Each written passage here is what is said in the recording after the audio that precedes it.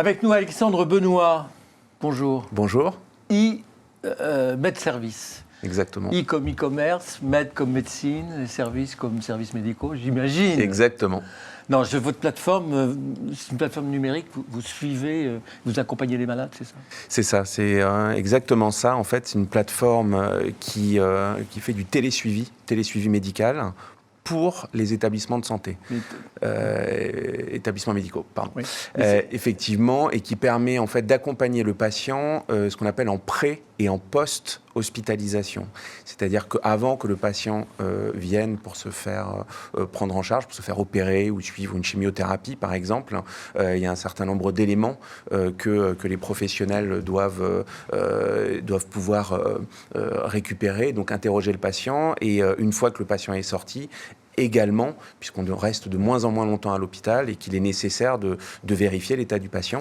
Et voilà. C'est une plateforme, mais vous l'équipez avec des capteurs ou quoi, le malade? Alors, qui peut être équipé avec des capteurs. Mais l'idée, en fait, avant tout, c'est d'être simple d'utilisation pour le professionnel. Oui, mais moi, si je l'ai dans mon smartphone, alors, je vous explique. Il ne connaît pas mon rythme cardiaque, il ne connaît pas ma température. Même pas. Alors, avant même d'utiliser des connecteurs, c'est l'idée fondamentale d'e-med-service, c'est de pouvoir interroger tous les patients. Et un certain nombre de patients encore ne sont pas équipés, il faut les interroger par téléphone.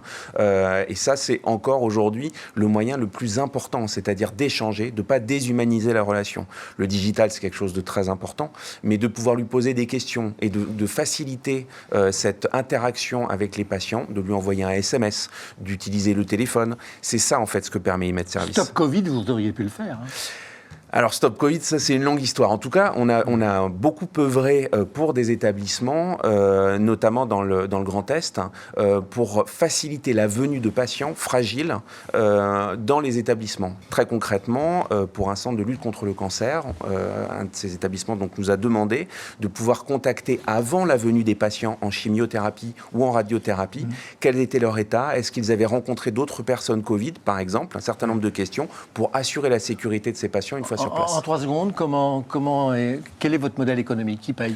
Alors, le modèle économique, c'est l'établissement. L'établissement qui paye. C'est un service pour l'établissement. Et en fait, le retour sur investissement, c'est d'être à la fois plus efficace dans l'organisation, c'est-à-dire de gagner du temps, de permettre aux soignants d'être au chevet des malades quand ils sont dans l'établissement et de gagner du temps. Ça existe depuis combien de temps? 2015, la création. Oui, tout à fait. E-med-service. Exactement. e-med-service, e-med-service.com.